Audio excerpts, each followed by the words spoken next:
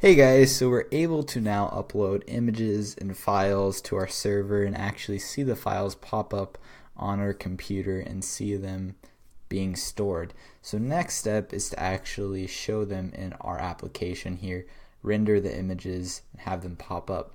But before we get into doing that, I want to fix two small little things. The first is, notice how I couldn't figure out how this get this button from not clashing and how it gets even worse as I shrink the screen. You guys gave me a nice suggestion on how to fix this in the comments with CSS, so we're going to fix that real quick. And we just need to add 50 pixels here, and what that does is gives a fixed width for our button, and then our input just stretches the rest of the way.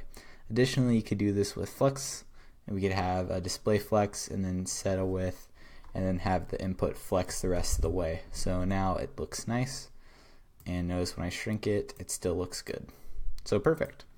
The next thing is with our send or our message container here. I had file upload just kind of plopped it in here, but that causes a problem, and the reason for that is it's wrapping the comments, which is fine, but if there's no comments, it actually just shrinks to nothingness. So take a look at our random channel. If I inspect, notice how our ignore div, that's our file uploader, is nothing. I can't drag. Nothing happens when I drag over here because it's so small. So we're going to fix that. The easiest way that I thought of to fix this is just make messages, file upload, basically just mesh the styles together. So I'm going to create a style tag here, and I'm going to pass all the styles that messages has. So I'm just going to get rid of messages, delete that all together, and just going to copy all the styles and have over here our file upload. This component is just going to be our wrapper for the messages now. We have to change some stuff here. We're going to have commas instead of semicolons at the end, and we just need to camel case stuff. So in the styles, that's how that works. And then we just need to wrap everything in a string. There we go.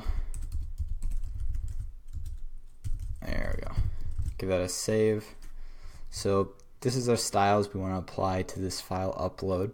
Now our file upload is not expecting a style, so we just need to pass that in. So style, and we're going to default it to an empty object because not every time we call file upload do we want to change the style. And let's take a look at that now. Okay, so everything looks the same, but let's see if we're able to drag. And you notice ignore is now this, and drag in, perfect, we see it pop up. Alright, so that fixed that. Now let's get started in getting this picture to show up here. So the first step in doing this is to actually get our server to show the files that it has. So right now we have these files here. Here are all the files that I've uploaded. Some of them are extra and I deleted the messages. That's why you see a bunch of files here and only one message here. But anyway, we want to take these files and serve them, allow users to see them, and so Express lets us do that really easily with this right here, app.use static express static. So we're going to copy that, and this allows us to basically whatever folder name we select, so ours is going to be files, though every file in that folder is turned into a URL.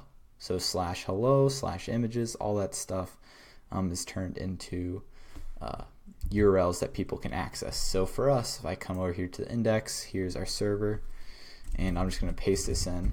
So the name of ours is called files. That's the folder name that we have here. And then here's the URL I want it to go to. I'm going to do /files. And to visit the individual files, I go to /files, /files, and then whatever the name of the file is. So upload blah blah blah blah blah would go here, and I'd be able to access it. So that's cool. So now we actually see the files, are able to access them because there's a URL to them. And Express is exposing that URL that we can access. So in our server over here, we already have access to the URL, or on our front end I mean, because in our schema we gave you the URL and the file type. So we don't need to use the file type right now, but we'll be using the URL. So in our message container over here, in the two queries, I can grab that URL and file type. So this is for our subscription. We also want to do it at the very bottom here for our query, our messages query, so we grab it for both. And now what I can do is I can say if m.url, we can say image source, and here I'm just going to specify the server URL, so hp/localhost 8081, and then slash whatever the URL is, which is m.url, and there we go. It's getting red lines because I didn't do an alt, and save that, and let's take a look, and bam, we see our TMO pop up. Very cool. And if we drag over, we see another TMO appear. We have two TMOs, and we can do that as much as we want now. Now that is well and good, but what about other file types? And also, this is kind of annoying here, having to add the localhost here every time. So we could do it like this. This is not terrible, right? It's kind of annoying, but another approach we could do is actually add this to the GraphQL, because we expect if we're given a URL, we shouldn't have to append stuff, right? We should just have to do m.url and it should work. So in our server over here, I can come over here to message, and I can say message URL. I can say parent, and I'm just going to check if there is a URL, right? If there's a URL, I'm going to format it. Otherwise, I just return what the default is. If it's null or whatever, add a comma. And now here I can grab that parent.url, and I can format it whatever I like. So in our message container, we want to grab that and put it over here. So now every URL that we pass back to the client will already have this prepended to it. So the client doesn't have to worry about that. I just have to pass in my .url. Give that a save. Let this refresh. And we see TMO pop up, same as before, but now we're letting our server handle this. And we're going to hard code it like this for now, but this is better to be stored in a environment variable, because when you're going to production, this is going to change and different stuff. So, but we'll keep that for now. So cool. So that's all good. Let's worry about other file types. So what about a text file? Well, that doesn't work. What about an audio file? That doesn't work. So the way to handle this is to detect what the file is, because we shouldn't be serving an image for text file or for audio file. Each one is going to need a different format.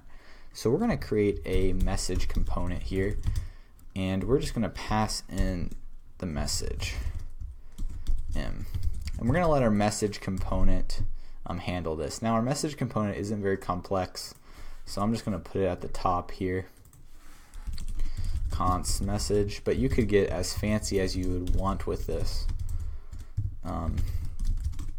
Paste that in here. So from our message, we only care about the URL, the text, and the file type. So if we come over here to our database, I'm going to go to pSQL, connect to Slack, and I'm going to select file type from messages. So I can see these are the different file types, so I can detect if it's a text or an audio file and handle them differently, or if it's an image. So right here I'm just going to say if URL. We're going to do some stuff to detect it. Otherwise, we're just going to return here, and what we're going to return is this text that we have that we wanted to do before. So just paste that in. Alright, and then our URL with the source, this stuff is going to come up here.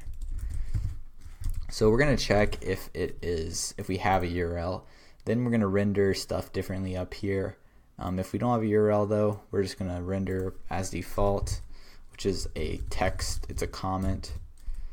And here we're going to say if file type dot starts with, and I'm just going to do, so for this we could have image slash JPEG, PNG, all kinds of different stuff, right? So I'm just going to do starts with, so image slash, if it is, I'm going to return an image tag.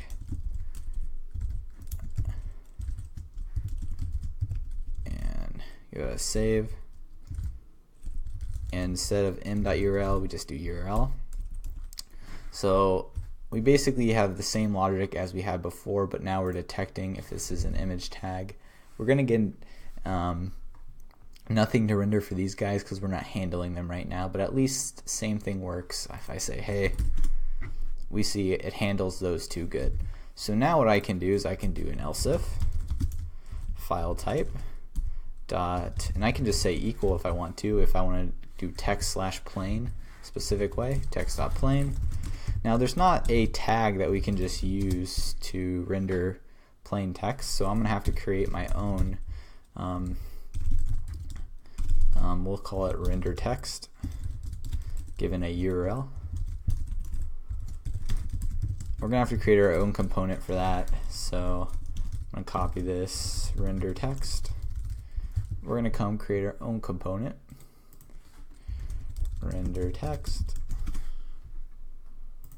and alright, that's good.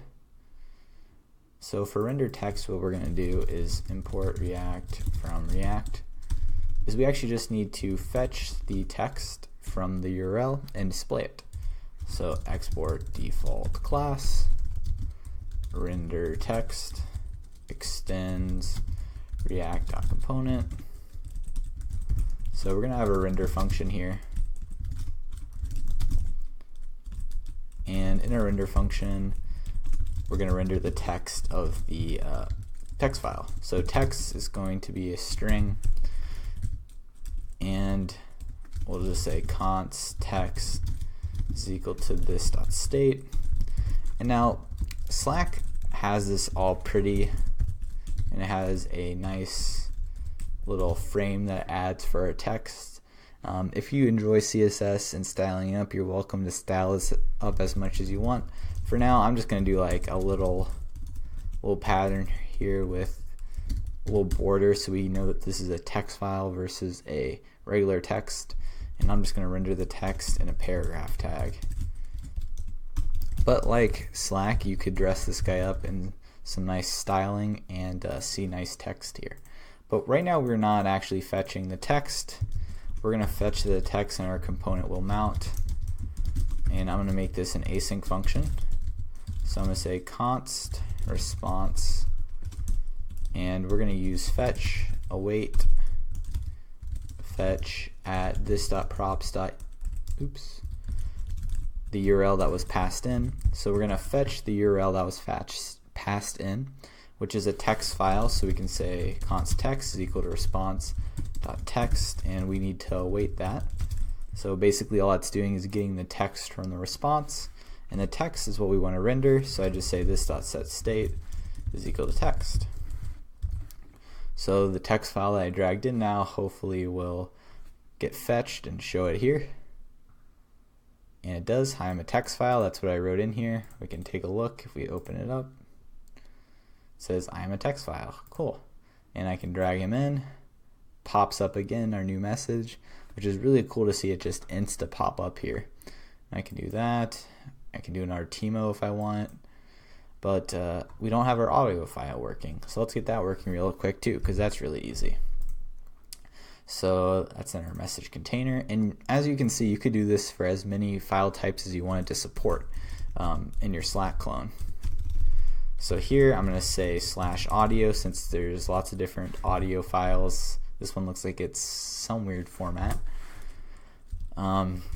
And we're going to return an audio tag. So this is something I did not know about, but HTML actually has its own audio tag that we can just use. So I'm going to copy that, paste this guy in, and we can just do controls like that. We don't have to worry about browser support. We'll assume your browser has this tag.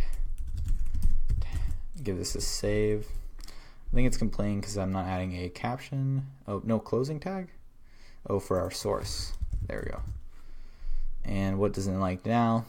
I need to add a caption. We won't worry about that.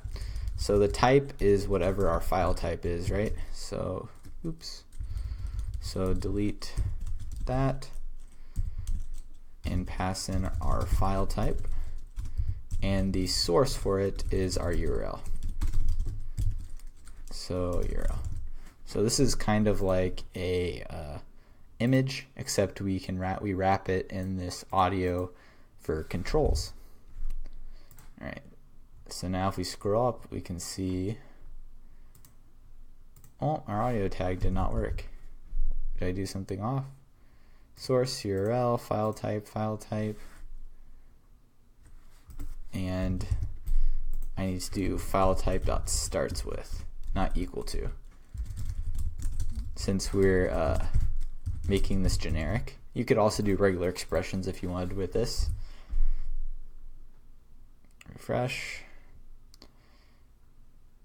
and cool, now we see our thing. I'm going to add a div to this so it drops down.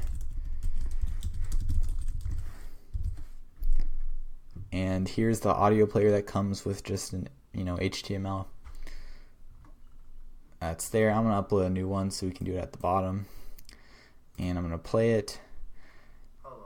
I don't know if you guys could hear that, but that was me saying hello with the recorded audio file, and I can download it if I want. So sweet. That's all I wanted to do for this video. So I hope you see how you can support different file formats and display them in different ways however you want to. And just check the file type, render conditionally, and Express is really nice, allowing us to grab the files really easily with the static. And you saw how easy it was. It even worked with subscriptions, no extra work needed to add there. It just instantly pops up, which is really cool. And we can check with this. I didn't do this one once. Cool, still works. But that's it for this video, guys. Thanks for watching, and as always, I'll push this code up to GitHub.